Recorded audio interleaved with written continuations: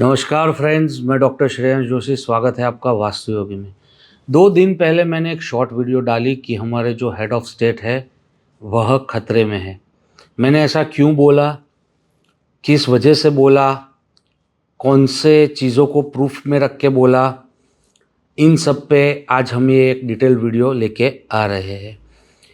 बहुत सारे मित्रों ने बोला कि ये बीजेपी स्पॉन्सर्ड वीडियो है, सिंपैथी लेने के लिए ऐसी वीडियोस बाहर आ रही है। तो फ्रेंड्स, ऐसा कुछ भी नहीं है। हाँ, मैं रिस्पेक्ट करता हूँ हमारी गवर्नमेंट को, हमारे जो भी सरकार चला रहे वो लोगों को, बट उनके ओर से ऐसा कुछ भी नहीं है। सेकेंड चीज़, ये कोई कांग्रेस विरोधी भी वीडियो नहीं है, तो आप इसे उस तरीके से भी मत लेना। बट जो डेवलपमेंट हुई है वो हम देख ही पा रहे हैं। लास्ट 10 इयर्स में मून की महादशा थी, तो जो हमारा इमोशनल डेवलपमेंट है कि एक भारत के प्रति हम सबके अंदर एक चिंगारी इग्नाइट करना, वह सारी चीज़ ये करंट सरकार ने की है। लास्ट 1996 में जो कॉम्बिनेशन था, जब हमारे प्रिय लाल बहादुर शास्त्री जी का असासिनेशन हुआ था, उस टाइम का कॉम्बिनेशन और जो 25 अप्रैल 2024 से हो रहा है, यह कॉम्बिनेशन में बहुत सारी समानताएं हैं। इसके अलावा हम हमारे मार्शियन पीरियड में, यानी कि मार्स यानी कि मंगल की महादशा में जा रहे हैं। तो मंगल हमको बेसिक से पता ही है कि वह है सेनापति जैसा एग्रेशन वाला ग्रह। तो मंगल को हम हमेशा सेनापति ही बोलते हैं। तो हमारे अंदर, यानी कि इंडिया के अंदर, भारत के अंदर एग्रेशन रहने ही वाला है। तो ये एग्रेशन की शुरुआत पहले से ही हो गई है। आप लोगों ने देखा होगा कि हमने कनाडा को कैसे जवाब दिए हैं, हमने मालदीव्स को कैसे जवाब दिए हैं। यह मालदीव्स का जो हुआ, यह बस शुरुआत है 2024 की। ऐसे ही आगे जाके ग्लोबल कॉन्फ्लिक्ट्स में, साउथ ईस्ट एशियन कंट्रीज़ में हमारा रुतबा और बढ़ने वाला है, हमारा एग्रेशन और बढ़ने वाला है। बहुत सारे लोगों ने मुझे कमेंट किया कि ये डिटेल वीडियो चाहिए, बट इसके साथ साथ कुछ लोगों ने बोला कि यार ये वो एस्ट्रोलॉजर ने ऑलरेडी बताया है, तो आप ये क्यों बता रहे हो। बट मेरे व्यूअर्स ने वो नहीं देखा है, तो मैं मेरे व्यूअर्स के लिए लेके आ रहा हूँ। एक चीज़ है कि दूसरे एस्ट्रोलॉजर ने अगर प्रिडिक्ट किया है तो क्या मैं नहीं कर सकता या और कोई नहीं कर सकता? ऐसा नहीं है। एस्ट्रोलॉजी एक संयोग की बात है, ठीक है। अगर 5 एस्ट्रोलॉजर की सेम चीज़ आ रही है तो इसका मतलब कहीं ना कहीं एस्ट्रोलॉजी एक सिंक में चल रहा है। तो ये बहुत ही अच्छी बात है मेरी हिसाब से। तो उन्होंने कुछ एक क्रिएटर का नाम बोला, मैंने उनकी वीडियो देखी, उनके वीडियो से मुझे बहुत सारे इंसाइट्स मिले। मैं गलत नहीं बोलूँगा, ठीक है। जैसे कि सैटर्न राहु का कॉम्बिनेशन, इसके ऊपर मेरा अभी तक नज़र नहीं गई थी। तो सैटर्न राहु का कॉम्बिनेशन जब भी होता है तो सैटर्न राहु आपको बहुत ही एग्रेशन और बहुत ही तकलीफ़ें देता है। तो लास्ट जब सैटर्न राहु का कॉम्बिनेशन हुआ था, उस टाइम पे अमेरिका ने वियतनाम के ऊपर वॉर छेड़ दी थी और वियतनाम की बहुत ही गंदी हालत की थी। बहुत सारी, जो आप बोल सकते हो कि नहीं करने वाली हरकतें अमेरिका ने उस टाइम पे वियतनाम के साथ की थी।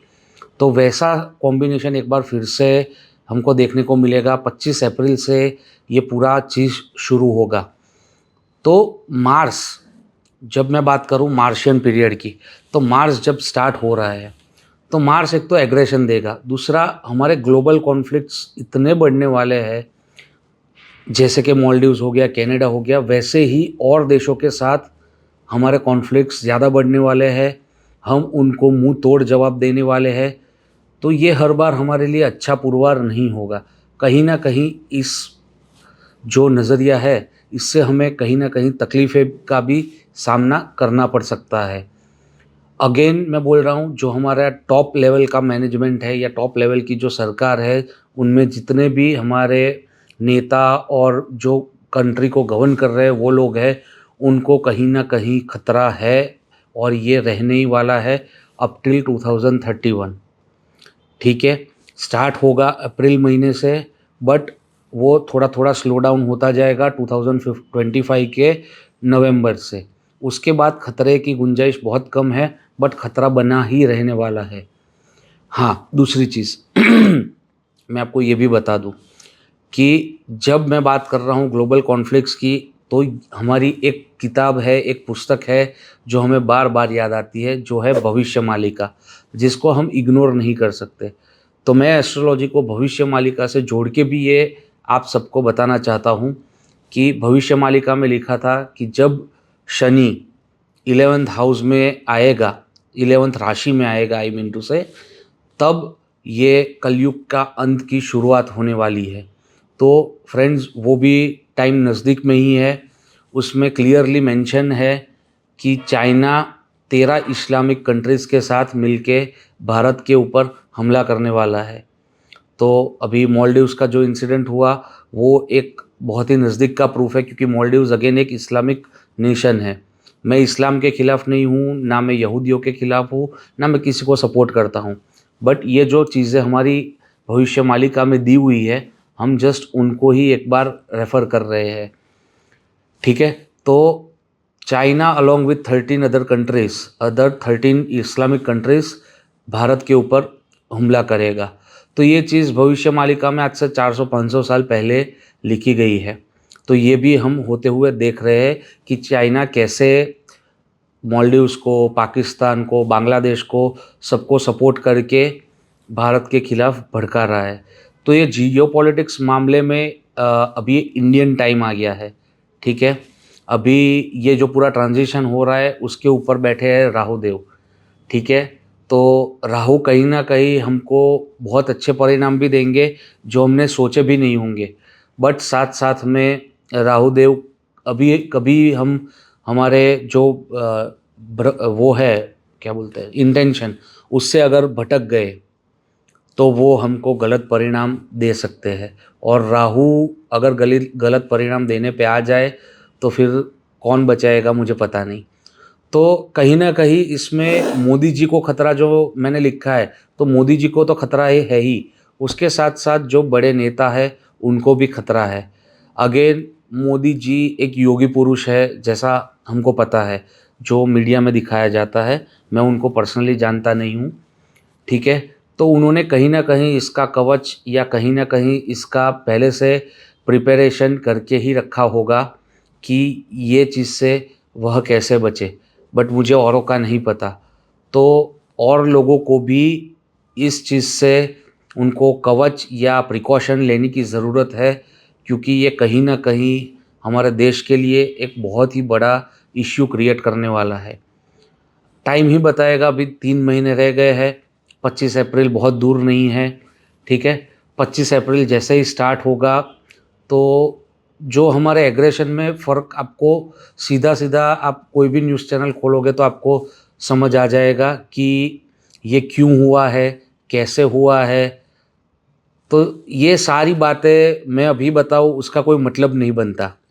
आप जब अप्रैल में ये चीज़ होते हुए देखोगे, तब आप मुझे याद करना, तब ये वीडियो पे कमेंट्स करना कि हाँ, आपने बोला था ये चीज़ हो रही है, और हम किसी को गिनते ही नहीं हैं। जैसे कोई भी बड़ा राष्ट्र आ जाए, पहले हम थे सॉफ्ट पावर, आप समझो।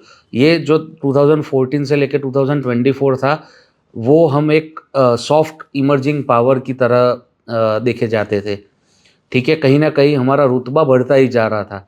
बट आफ्टर 2024 हम hard super power, again defence की बजट में बहुत सी बढ़ोतरी होगी हमारे देश में और बाकी कई देशों में।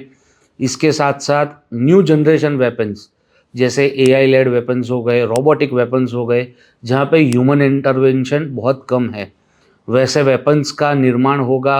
वैसे वेपन्स का टेस्टिंग आप देख पाओगे 2025 में।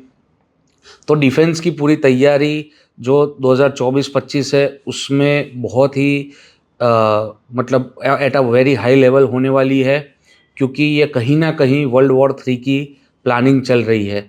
बट वर्ल्ड वॉर 3 अभी ये कमिंग 4-5-6 सालों में हम लोग नहीं देख पा रहे हैं इन एस्ट्रोलॉजी।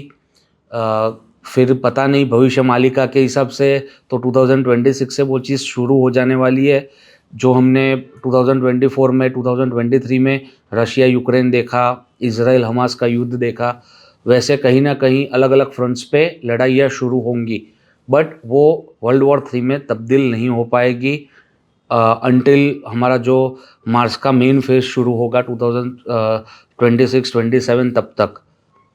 तो आज के लिए इतना ही। ये मेरी जियो पॉलिटिक्स के ऊपर पहली वीडियो थी।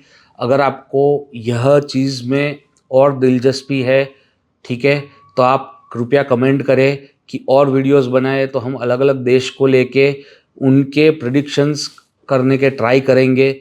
मैं इतना बड़ा और प्रसिद्ध एस्ट्रोलॉजर तो हूँ नहीं, बट मैं ट्राई करता हूँ कि पास्ट हिस्ट्री को देख के स्टैटिस्टिकल डेटा के ऊपर से अगर हम प्रिडिक्ट कर पाए कि उनकी पास्ट में जब भी लड़ाइयाँ हुई या वो गुलाम जब हुए तब उनकी कौन सी दशा अंतरदशा चल रही थी, ठीक है, उस हिसाब से हम एक बार फिर मिलेंगे अगले वीडियो में।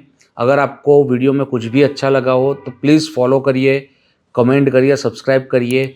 हमारे जितने भी व्यूअर्स हैं उसमें से खाली 18% यानी कि 18% लोग ही सब्सक्राइब्ड है, बाकी सब वीडियो देख के चले जा रहे हैं। हम बहुत मेहनत करते हैं इन वीडियोस के ऊपर, तो अगर आपको थोड़ी सी भी वैल्यू एडिशन मिली है इस वीडियो से तो कृपया करके सब्सक्राइब करिए। धन्यवाद।